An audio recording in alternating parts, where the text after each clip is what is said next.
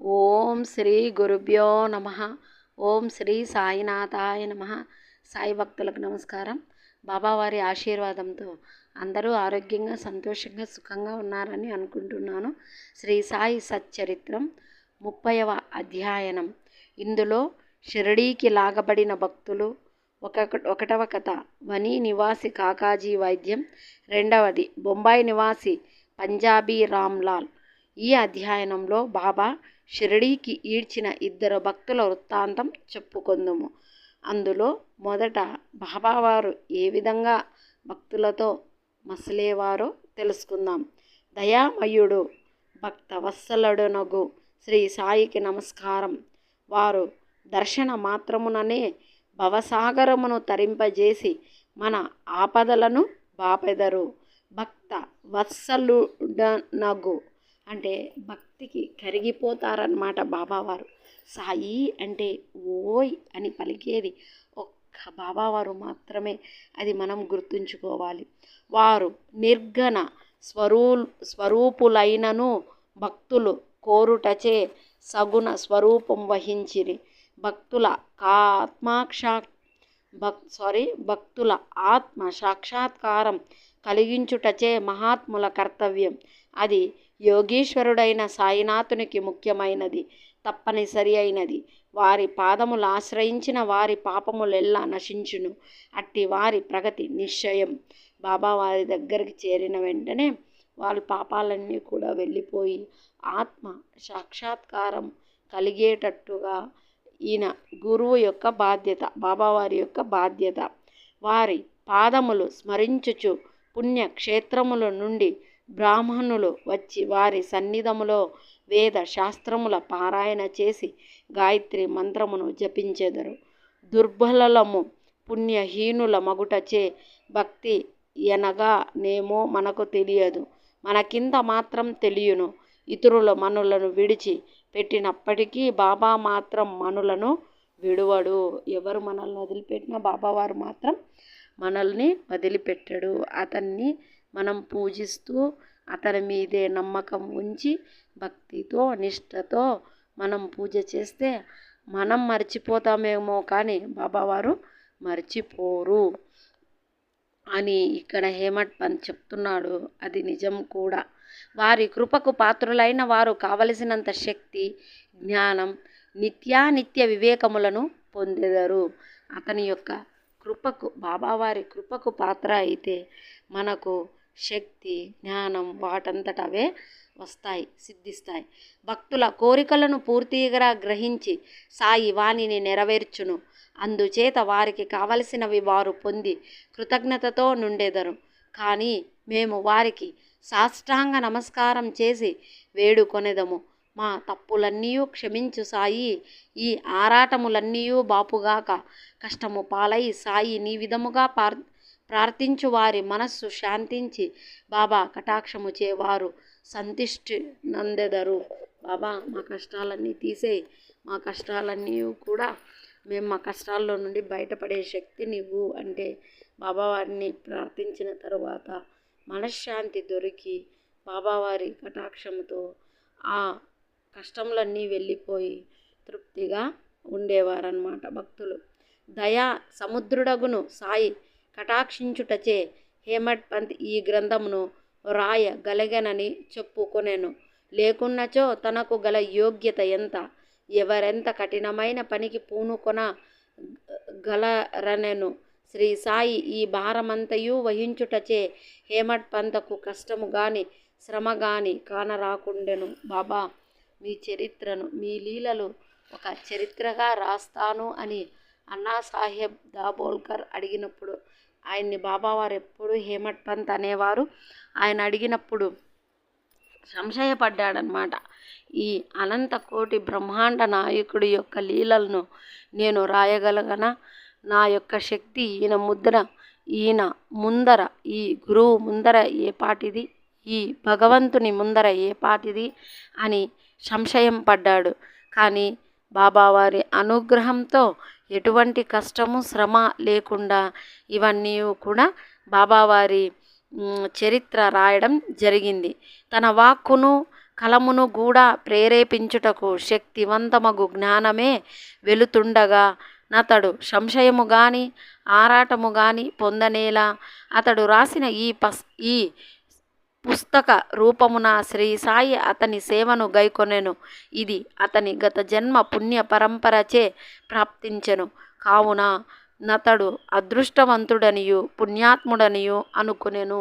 నిజమే కదా, ఎవరికి రాని ఆలోచన హేమడ్ పంత్ గారికి వచ్చింది. ఆయన బాబావారి యొక్క లీలలను కథలుగా రాయడం జరిగింది. మిగతా సాయి భక్తుల యొక్క అనుభవాలన్నీ కూడా ఈ పుస్తకంలో పొందపరచడం జరిగింది. వాటిని మనం మననం చేసుకోవడం జరిగింది.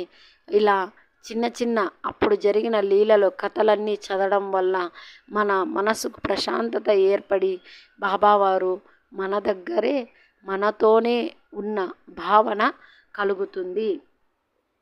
ఈ క్రింది కథ సాధారణ కథ కాదు, స్వచ్ఛమైన అమృతము. దీనినెవరు తాగెదరో వారు సాయి మహిమను సర్వాంతర్యామిత్వమును తెలుసుకొందురు. వాదించువారు విమర్శించువారు ఈ కథలను చదువునక్కరలేదు.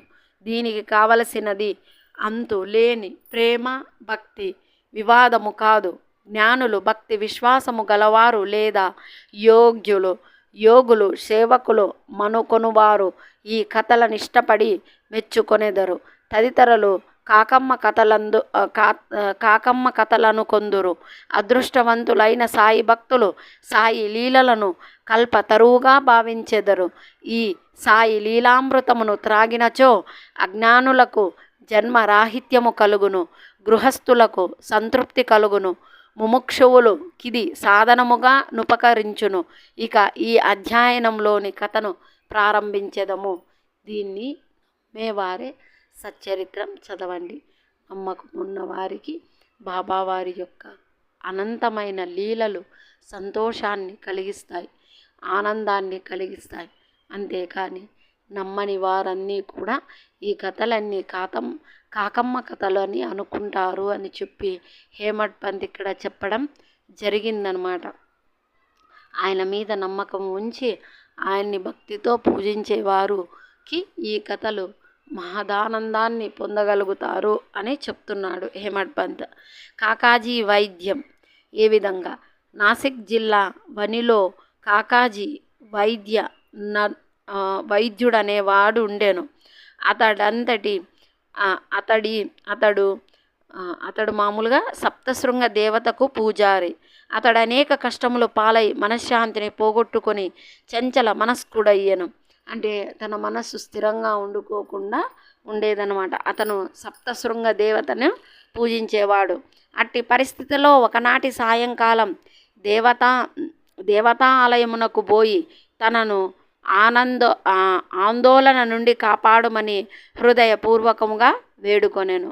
ఈ విధంగా ఉంటే ఆయన మనస్సు సరిగ్గా లేదు, ఆయనకి మనశ్శాంతి లేకోకుండా ఉంటే వాళ్ళ ఇంటి దైవమైన సప్తశృంగ దేవత ఉండే ఆలయానికి వెళ్ళి మనస్ఫూర్తిగా కోరుకున్నాడనమాట. ఈ అశాంతిని ఎలా పోగొట్టుకోవాలి, ఎక్కడ నేను శాంతిగా ఉండగలుగుతాను చెప్పమ్మా అని అమ్మవారిని వేడుకుంటున్నాడు. తనను ఆందోళన నుండి కాపాడమని హృదయపూర్వకముగా వేడుకొనెను. అతని భక్తికి దేవత సంతసించి ఆనాటి రాత్రి అతనికి స్వప్నము గాన్పించి బాబా వద్దకు పొమ్మను. ఆ సప్తశృంగ దేవత అమ్మవారు నువ్వు బాబా వద్దకు వెళ్ళు అన్నమాట. కానీ కాకాజీకి తెలియదు బాబావారు అంటే ఎవరో. నీ మనశ్శాంతి వహించుననెను. ఈ బాబా ఎవరో దేవిని అడిగి తెలుసుకొనుటకు కాకాజీ ఉత్సాహం చూపించెను. కానీ ఇంతలోనే అతనికి మెలకువ కలిగెను. సరే, అమ్మవారు చెప్పారు బాబాని కలిస్తే నాకు మనశ్శాంతి దొరుకుతుందని. ఈ బాబా ఎవరు, ఎక్కడుంటారు, ఈయన గురించి ఎలా తెలుసుకోవాలి అని అడుగుదామనే లోపలనే ఆయన కలలో అమ్మవారు చెప్పిండేది మెలకువ వచ్చేసింది అనమాట. తర్వాత ఏ విధంగా తెలుసుకోవాలి, కానీ ఇంతలోనే అతనికి మెలకువ కలిగెను. ఈ బాబా ఎవరై ఉండవచ్చని అతడు యోచించెను. కొంతసేపు ఆలోచించిన పిమ్మట ఈ బాబా త్రయంబకేశ్వరుడు అంటే శివుడు కావచ్చని అతడు పుణ్యస్థలమగు త్రయంబకం నాసిక్ జిల్లాకు వెళ్ళి అతడ 10 రోజులు ఉండెను. అక్కడున్నంత కాలం వేకువజామున వేకువజామనే స్నానం చేసి రుద్రమును జపించుచు అభిషేకమును తదితర పూజలను గావించెను. అయినప్పటికీ మునుపటి వలనే అశాంతి మనస్కుడుగా నుండెను. పిమ్మట స్వగ్రామమునకు తిరిగి వచ్చి దేవతను తిరిగి వేడుకొనెను. ఆనాటి ఆమె స్వప్నములో కనిపించి ఇట్లనెను, అనవసరముగా త్రయంబకేశ్వరం ఎందుకు వెళ్ళినావు? బాబా అనగా షిరిడి సాయిబాబా అని నా అభిప్రాయము అని అమ్మవారు చెప్తుంది. అదే బాబా అంటే శివుడు అనుకొని త్రయంబకేశ్వరుడు వెళ్ళి అక్కడ 10 రోజులుండి పూజలు చేసి వస్తాడు. అయినా ఆయనకి మనశ్శాంతి దొరకదు. సరే అని చెప్పి తిరిగి వాళ్ళ ఇంటికి వచ్చేస్తాడు త్రయంబకేశ్వరు నుండి. అక్కడ మరీ అమ్మవారిని వేడుకుంటే ఆమె మళ్ళీ కళ్ళలో కనిపించి, ఎందుకు అనవసరంగా త్రయంబకేశ్వరానికి వెళ్ళావు? త్రయంబకేశ్వరం కాదు, బాబా అంటే సాయిబాబా అని చెప్పి బదులిచ్చిందనమాట. షిరిడీకి పోవుటెట్లు, ఎప్పుడు పోవలెను, బాబాను జూచుటెట్లు అని కాకాజీకి మనోవ్యాఖ్యులత పొందుచుండెను. అయ్యో, షిరిడీకి ఎట్లా పోవాలి, ఎవరితో వెళ్ళాలి, ఏ విధంగా వెళ్ళాలి, ఆయన ఏ విధంగా నేను దర్శించుకుంటాను అని పరిపరి విధాలుగా మనసులో అనుకుంటున్నాడనమాట. ఎవరైనా యోగీశ్వరుని చూడవలని అనుకున్నచో ఆ యోగియే గాక దైవం కూడా అతని కోరికను నెరవేర్చుటకు సహాయపడను.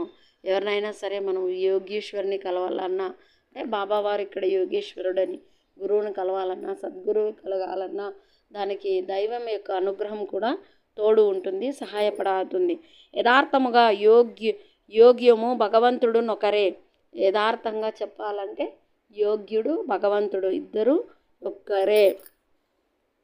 వారిలో నేమియూ భేదము లేదు. ఎవరైనా తానైపోయి యోగిని దర్శించుటన్నది యుక్త బూటకము. యోగి సంకల్పించినదే వారిని చూడగలుగు వారెవరు.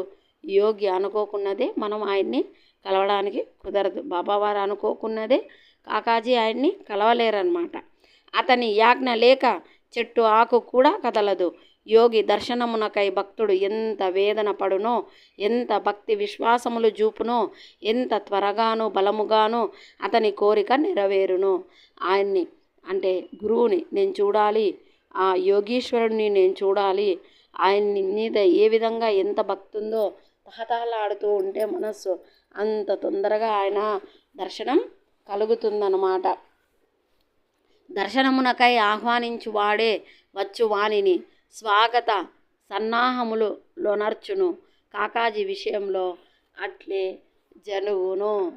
ఆ విధంగా అంటే ఏ విధంగా ఇప్పుడు సప్తశృంగ దేవత చెప్పిందనమాట. బాబావారు అంటే త్రయంబకేశ్వరుడేమో అని శివుని పూజించాడు, అక్కడ పోయి ఉన్నాడు.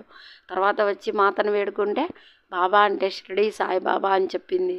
షిరిడీకి ఏ విధంగా నేను వెళ్ళాలి అని కాకాజీ అనుకుంటూ పరిపరి విధాలుగా ఆలోచిస్తూ ఉన్నాడు. కానీ బాబావారే కాకాజీని తన దగ్గరికి రప్పించుకోవాలంటే అన్నీ అరేంజ్ చేసి బాబావారే చేస్తారనమాట. అదే విధంగా జరిగింది. అప్పుడు శ్యామ అని పంపించారు బాబావారు.